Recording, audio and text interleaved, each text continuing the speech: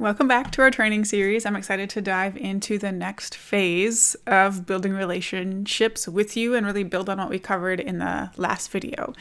But to recap first, if you're at this point, it should mean a few things. Number one, you're reflecting Jesus at your place of work. Number two, you're investing time in growing closer to God yourself. And number three, you're noticing, listening, and praying consistently for 1 to 3 people in your workplace. And today we're going to add the next phase that involves you really beginning to take more like outward action based on what comes up in your prayer time and the things you notice and hear. One thing I want you to know is that, for me, this was the step where I was like, I don't know how comfortable I feel with this. But remember that God knows you better than anyone else. He knows your strengths, your weaknesses, what's in your comfort zone, what's out of it, what you are ready for, what you're not, what you don't think you're ready for, that you actually are. And He is just so good that He works with what He has given you. Not working with what you have to offer Him. He's working with what He has given you. So you might be pushed out of your comfort zone a little bit, but you're not going to be pushed beyond what He's equipped you to do. As long as you're doing everything we've already talked about and abiding in Him, listening to Him, and praying for His guidance and direction. Okay, so hopefully that helps you feel a bit more confident about any actions that you're taking. So in this video, like I said, we're going to move on to the next 3 arts of spiritual conversations, and we'll also briefly touch on what to do if you're met with resistance at any point of this.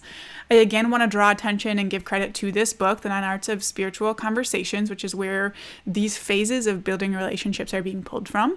And I want to share this reminder again from Pastor Steve Deneff at Indiana Wesleyan. He said, if we go into care, we will evangelize. If we go into evangelize, we will do neither. So yes, we are aiming to create a positive impact in our workplace, but we are doing that through the lens of caring and letting God guide what happens with that rather than trying to control the outcomes ourselves. So as one more reminder, here are our 3 categories for building relationships: getting ready, getting started, which is what we're covering today, and keeping it going. And again, please feel free to take this one step at a time, pause, come back to the rest if you need to, and let us know if you get stuck or have questions or could use support or encouragement or prayer or guidance on your specific workplace and situation. We are here for all of that. So the first step here is the art of asking questions.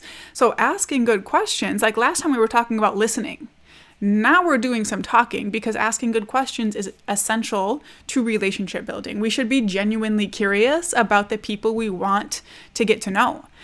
And again, this is out of truly caring for people and not furthering our secret agenda.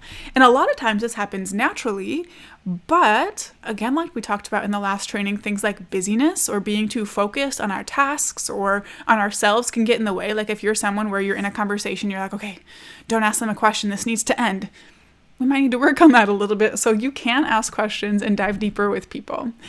And of course, we want to ask the common questions about how their weekend was and how their family's doing and things like that. But when you're building these intentional relationships, it's important to dig deeper once that initial foundation is established. So get beyond those basics and take it further. And you can use phrases like, I couldn't help noticing, or I'm wondering, or I'm curious. But the questions can still be really simple. And when you can tell something's on their mind, ask what it is. Ask how you can pray for them. Dig deeper into their story to truly get to know them and what goes on in their lives, as well as their background with God, right? It doesn't have to be you pushing or sharing your thoughts. Learn about them, learn where they're at with things. And when we're asking these questions, we are curious. We're not going to teach or correct. That's not the purpose of this stage. But this will all tie back into prayer, so you can pray more specifically for them. And it will also tie into our upcoming steps. So if you are a goal-oriented person, maybe this looks like having the goal to ask one of your people 1 question per day and go from there and see how that does for you. Next up is the art of loving. If we don't love when we notice and pray and listen and ask questions, our attempts are not going to be successful. And this ties back in with our very first video in this series where we discussed the importance of abiding in Christ and filling our own cup and spending time with God. When God's love is poured out in us, it overflows into the lives of everyone around us. And it's only by his love filling us and enabling us that we will be able to like freely love those around us, especially when they're struggling or hurting. Okay, so it ties all the way back into that. When it comes to how do I do this, how do I love? This no, feed, lead, protect cycle is something we learned at a conference we went to that ties in really well here. And I like the framework type approach, so I wanted to bring it in. It's basically a framework for loving people well. So first you're going to know them, right? Know their name, of course, but know their family's names. If they have children, know those. If they're married, I don't know, whoever's important in their lives, know those people's names. Know their fears, know their hopes, know what they want in life, know their insecurities. You're going to have to ask questions to get all those things, and you're going to have to listen. Next is feed. And this doesn't have to mean physical food, although it can, but you're adding value to their life in some way. And that could look so many different ways. It could be some kind of active service you're doing. It could be physically feeding, or it could be adding value spiritually or with encouragement. There's all kinds of ways that can look.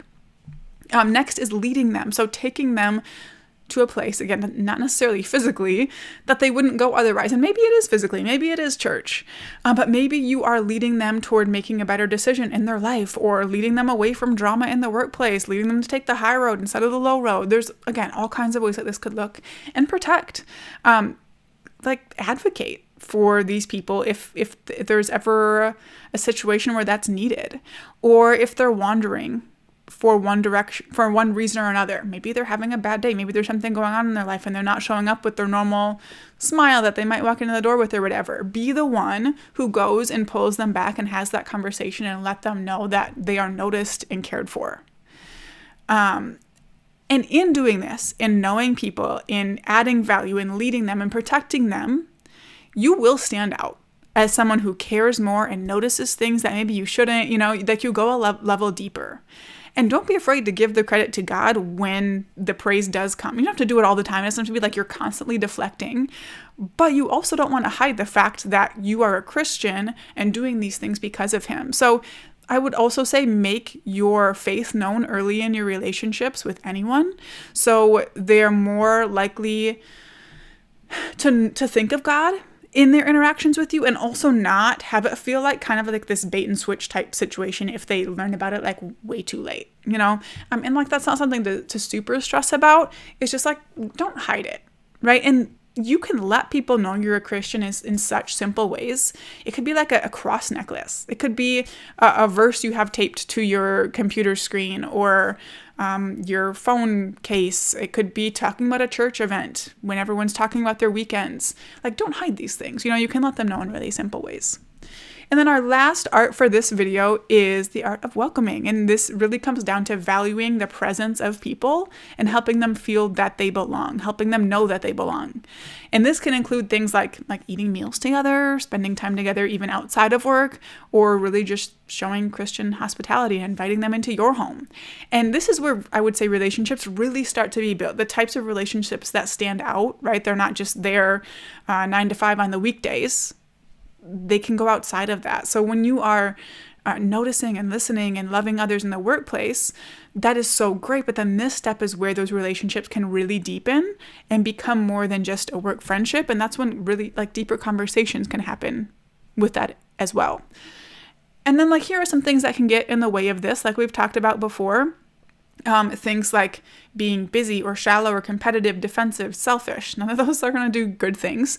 Especially the busyness, though, makes me think of Mary and Martha, because I think that's probably the most common barrier that most of us have. If we are too busy to let others feel welcome, we are showing that other things are more important than them. And this can be a barrier to inviting someone in the first place, or also a barrier to them feeling welcome once they are in your home. So keeping relationships and conversation shallow then will also have an impact here. And I think the rest in this list are pretty self-explanatory. Like, we're not competing with the people we're inviting in or trying to be smarter than them or anything else like that. We're not defending ourselves or our beliefs. And when you are openly a follower of Christ and the people you invite in aren't, you will probably get some comments and questions. It's not up to you to defend God. Remember that. Answer questions simply. Let them ask follow-ups or listen to how the Lord is guiding you in that specific situation. But again, it's not your job to defend. And in just a minute, we'll talk about what to do if someone is like openly hostile or closed off or whatever. But then, of course, selfishness at the end here really never does good things either. But I can't imagine anyone still sticking with me in these videos needs to worry about that. But overall, welcome people in who you're working to build relationships with. And it can start simply like invite them out to coffee or even just spend your lunch break together, and it can always grow from there.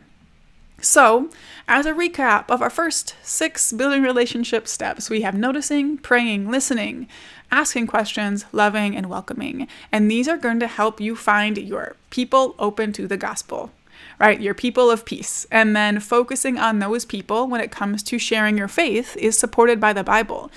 So you can read through Luke 10, 1-7, but it shows God sending disciples out, which is what we're called to do. And, go make disciples. And there are a few things that stand out to me here, like lambs among wolves. It's a little scary, but I think that illustrates the gentleness and care that we are supposed to have with all of this, even when we're met with opposition. And it also shows me that God is ready to protect when we're doing his work, because those lambs are only going to survive among wolves with his protection, right? So follow his lead every step of the way instead of trying to force things on your own. And then in the second paragraph, like peace is being passed to people who are willing to accept it. And like extra isn't being given to those who reject it. And that's what we're encouraging you to do as well. If you're met with like open rejection or hostility or problems or boundaries in the workplace, like it's not your job to force anything. You can pray for them to have an open heart, pray for circumstances to change. I mean, you can still try to build a friendship if they aren't openly hostile with that, but you don't have the power to change anyone's mind, and you can't give away your peace to someone who isn't open to the work God is doing. That's God's job. But once you do have these people of peace, you want to keep things moving forward. So the final 3 arts are, the ones that require the most probably thought and effort. But when you're at the point to being ready for them, they will feel worth it.